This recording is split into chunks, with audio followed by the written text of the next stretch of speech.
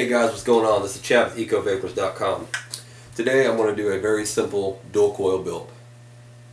I know it sounds weird. It's not the Super Nano Dragon coil. It's not the Clapton coil. It's not 18 wires wrapped 152 times around a spiral fork. You know, it's just a simple dual coil build. Why am I doing this? We have a lot of customers who come to the shop and they want to start using mechanicals. They want to become drippers. They want to blow plumes. They want to annoy their family members. Whatever reason that may be. And they don't know how to get started. And so I wanted to do a video that's going to just explain how to build a very basic dual coil. And so that's what I've done. The coil I just got through building is a 0.41 ohm. I'm running on 60 watts on my 180 watt God mod.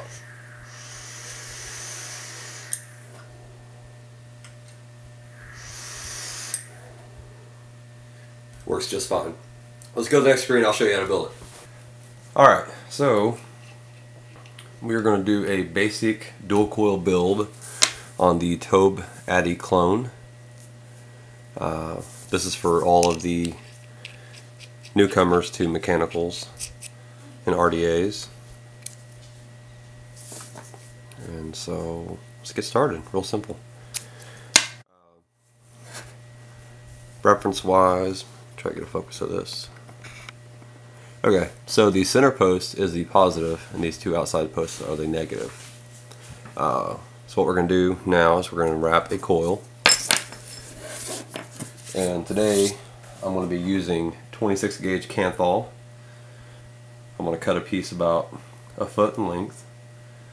And that way I have nice long leads, easy to work with.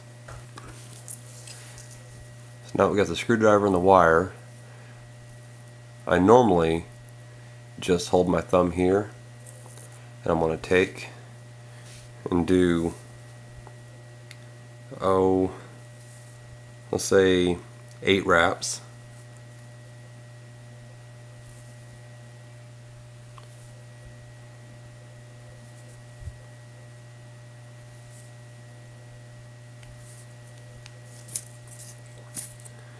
We're going to squish it back together like such. Squish it together, and this is what I do, which is a little bit different than other builds I've seen done and everybody I know who does it. I'll cut one lead shorter. I will take a pair of pliers and I will squeeze my two leads together like such. So there's my coil. I'm going to take my pocket butane torch.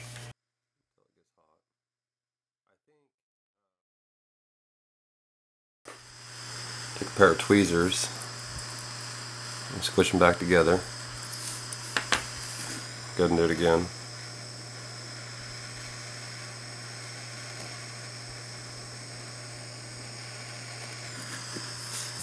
And push it back together. Now, just a warning, do not touch this. It will burn your finger. And that coil there is done. So now I will put my screwdriver back through the coil, move my pliers. Okay, so now I'm going to take my tank, my wire, run one lead through one side, other lead to the other side, hold it in place, take another Phillips screwdriver, tighten it up.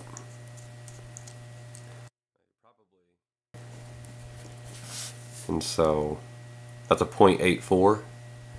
And so if we make another coil 8 wraps, then it'll be a 0.4-ish coil, which would be a good little coil. So now we're going to go ahead and do the same thing for the other one. Build another coil. Hold it down.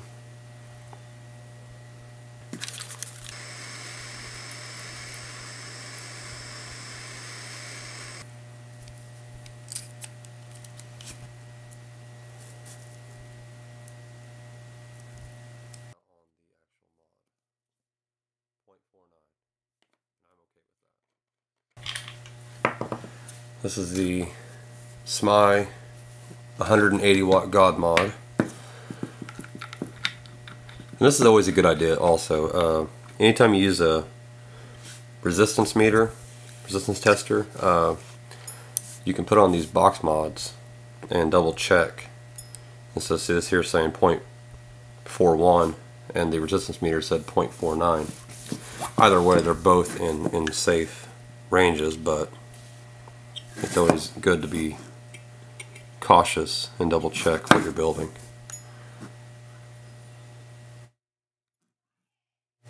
Heat it up. You're going to want to straighten up your coils.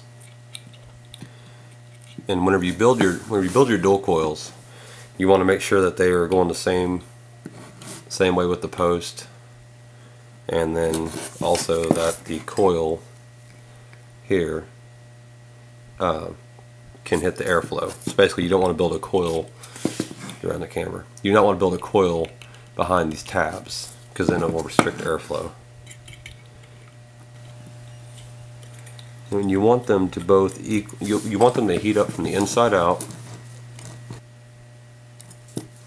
That there looks pretty good.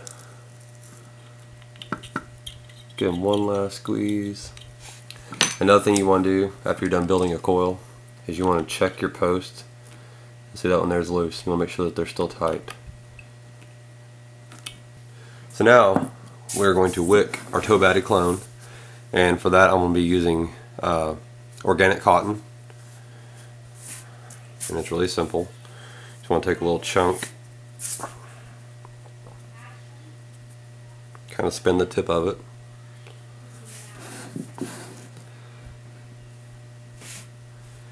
Might be a little hard to do this to the camera.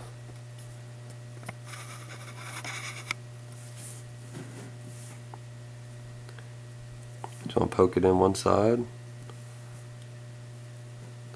drag it on through. There's one. Now I'm going to take some scissors, and this side, you're going to want the deeper side here to have a longer piece than the shorter side. So we're going to chop that off about 1/8 of an inch longer, so eighth of an inch past the coil, I guess you could say. And then the other side you can just tuck in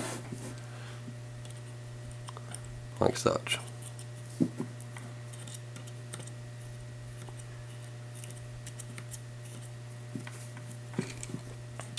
I've never been one to make really pretty cotton when it comes to building coils.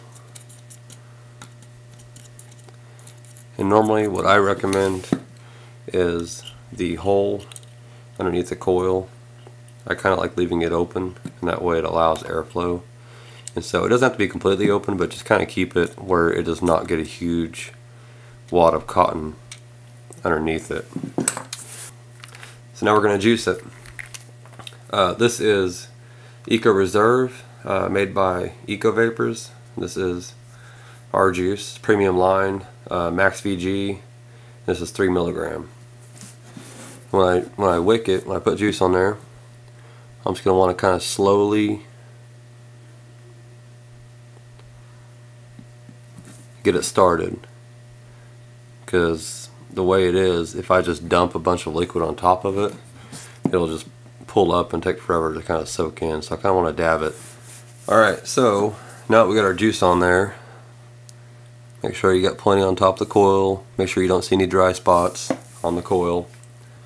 Alright, so we were at, I don't know if I can get a little closer here. I don't know if you can see that or not.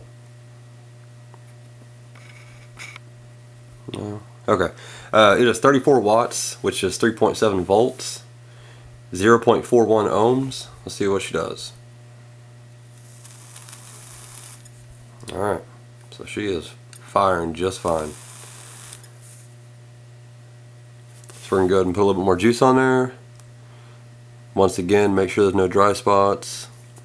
Always be careful when you're building mechanicals. Whenever you put your top cap back on, make sure your air holes line up with the coils, and you'll see these tabs here. They are made so you can close the air holes, but you always want the air holes lined up with the coils.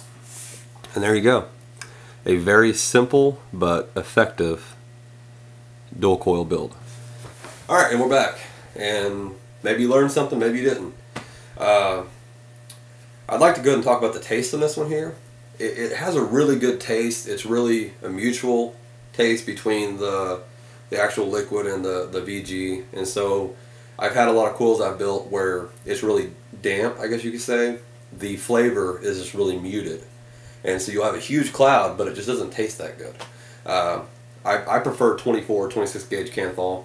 I think the taste is really good. I normally prefer about the 0.6 range, and that way it's not too hot of a vape. But if it is a hot vape, I'll just use a plastic tip with a heat resistor, and normally that will kind of cancel it out. And so it does taste really good. You blow a big plume. Really, what more can you ask for? So, I hope you learned something. This is Chad with ecovapors.com, and subscribe, follow us, check out some new videos we're going to be coming up with soon on how to build some new coils and maybe rebuild some Kanger stuff, you know. So, thanks for watching. We'll see you next time.